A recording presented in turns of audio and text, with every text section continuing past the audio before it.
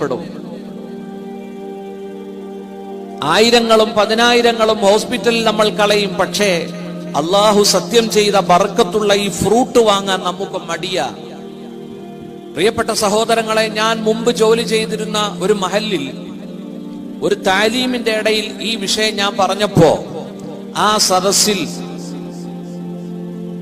സദസ്സിൽ ഒരു രോഗി ഉണ്ടായിരുന്നു. അദ്ദേഹത്തിന്റെ മകൻ അത് ശ്രദ്ധിച്ചു കേട്ടു. അദ്ദേഹത്തിന്റെ രോഗം പൈൽസ് എന്ന് പറയുന്ന രോഗം, മലദ്വാരത്തിലൂടെ ബ്ലഡ് നിർഗളിക്കുന്ന രോഗമാണ് ബാസൂർ. പ്രിയപ്പെട്ട സഹോദരങ്ങളെ, ആ യുവാവ് വന്നിട്ട് ചോദിച്ചു, ഇതെങ്ങനെയാണ് കഴിക്കേണ്ടത്?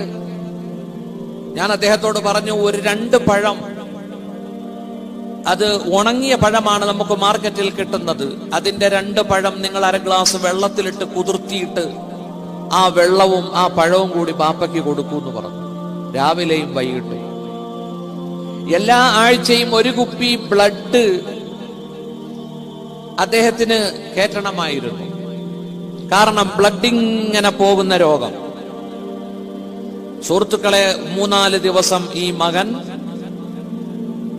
ഈ അത്തിപ്പഴം അതിന്റെ ഡ്രൈ വെള്ളത്തിലിട്ട് കുതിർത്തി പിതാവിന് കൊടുത്തു. ഒരാഴ്ച കഴിഞ്ഞ് ആശുപത്രിയിൽ ചെന്നപ്പോൾ ഡോക്ടേഴ്സ് അത്ഭുതപ്പെട്ടു, നിങ്ങൾ എന്ത് ട്രീറ്റ്മെന്റ് ആണ് കൊടുത്തത്? ഈ ആഴ്ച ഇദ്ദേഹത്തിന് ബ്ലഡ് കുത്തിവെക്കേണ്ട ആവശ്യമില്ല. അള്ളാഹു നിസ്സാരമായ ഒരു വസ്തുവിനെ കൊണ്ട് സത്യം ചെയ്യുവോ? അത്തിപ്പഴത്തെ തന്നെയാണ് സത്യം. കണ്ടോ? അത്തിപ്പഴത്തെ തന്നെയാണ് സത്യം.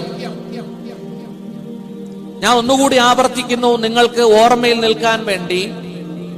കഫം സംബന്ധമായ, ബൽഗം സംബന്ധമായ എല്ലാ രോഗവും അത് കുറയ്ക്കും. ഉണങ്ങി മെലിഞ്ഞ ശരീരത്തെ അത് പുഷ്ടിപ്പെടുത്തും. മുടിയില്ലാത്തവർക്ക് മുടിയെ അത് മുളപ്പിക്കും, ഉള്ള മുടി നീട്ടും. ബാസൂർ എന്ന രോഗത്തിന് ഷിഫ എന്നല്ല പറഞ്ഞത്, വേരോടെ പിഴുതെറിയുമെന്നാ പറഞ്ഞത്. പൈൽസ് എന്ന് പറയുന്ന അസുഖം മാറിപ്പോകും. അള്ളാഹു താല തുടർച്ചയായിട്ട് ഈ രോഗമുള്ളവർ ഈ പഴം കഴിക്കാൻ പടച്ചവൻ തൗഫീക്ക് നൽകട്ടെ. അള്ളാഹുവിന്റെ റസൂൽ സല്ലല്ലാഹു അലൈഹി വസല്ലം പറഞ്ഞതായിട്ടും ഹദീസിലുണ്ട്. മുത്തുനബിയും സഹാബത്തും ഇരിക്കുന്ന ഒരു സറസിലേക്ക് ഒരു തബഖത്ത് എന്ന് പറഞ്ഞാൽ ഈന്തപ്പനയുടെ ഓല കൊണ്ടുണ്ടാക്കുന്ന കുട്ടയ്ക്കാണ് തബഖത്ത് എന്ന് പറയുന്നത്. ഒരു കുട്ട നിറച്ച് അത്തിപ്പഴം അള്ളാഹുവിന്റെ റസൂലിന്റെ മുമ്പിൽ ഹദിയ കൊണ്ടുവരപ്പെട്ടു. സഹോദരങ്ങളെ, മുത്തു റസൂൽ സല്ലല്ലാഹു അലൈഹി വസല്ലം ആ ഒരു കുട്ട അത്തിപ്പഴം സഹാബത്തിന്റെ മുന്നിലേക്ക് വെച്ചു റളിയല്ലാഹു അൻഹു. എന്നിട്ട് സഹാബാക്കളോട് പറഞ്ഞു, നിങ്ങൾ അത്തിപ്പഴം ഭക്ഷിക്കണം. മനുഷ്യനെ ബുദ്ധിമുട്ടിക്കുന്ന ബാസൂർ എന്ന പൈൽസ് എന്ന രോഗത്തിന് അത് പേരോടെ പിഴുതു മാറ്റും. അത് രക്തവാതത്തിന്, ജോയിന്റ് പെയിൻ തുടങ്ങിയ രോഗങ്ങൾക്ക് പ്രയോജനപ്രദമാണ്. സയ്യിദുനാ റസൂലുള്ളാഹി സ്വല്ലല്ലാഹു അലൈഹി വസല്ലം ഹദീസിലും ഇതിന്റെ മഹത്വങ്ങൾ പറയപ്പെടുന്നുണ്ട്. നോക്കൂ, 6ാമത്തെ ഗുണം എന്താ? 2 കിഡ്നിയാണ് നമുക്കുള്ളത്. 1 മതി ജീവിക്കാൻ, 1 സ്റ്റെപ്പിനിയാ. അള്ളാഹു ഷിഫയാക്കട്ടെ.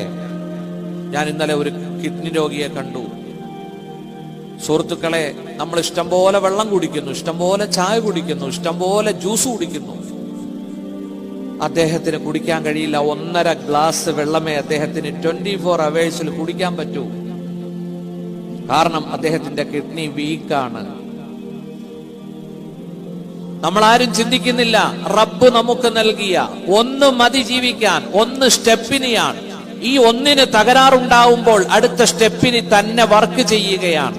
അതാണ് കിഡ്നി എന്ന് പറയുന്ന അള്ളാഹു നമ്മുടെ ശരീരത്തിൽ നൽകിയ ഏറ്റവും വലിയ അനുഗ്രഹം. സുഹൃത്തുക്കളെ, ആ കിഡ്നിക്കുള്ള തകരാറുകൾ അത്തിപ്പഴം ശുദ്ധീകരിക്കും. യുതഹിറുൽ കല്യതൈൻ.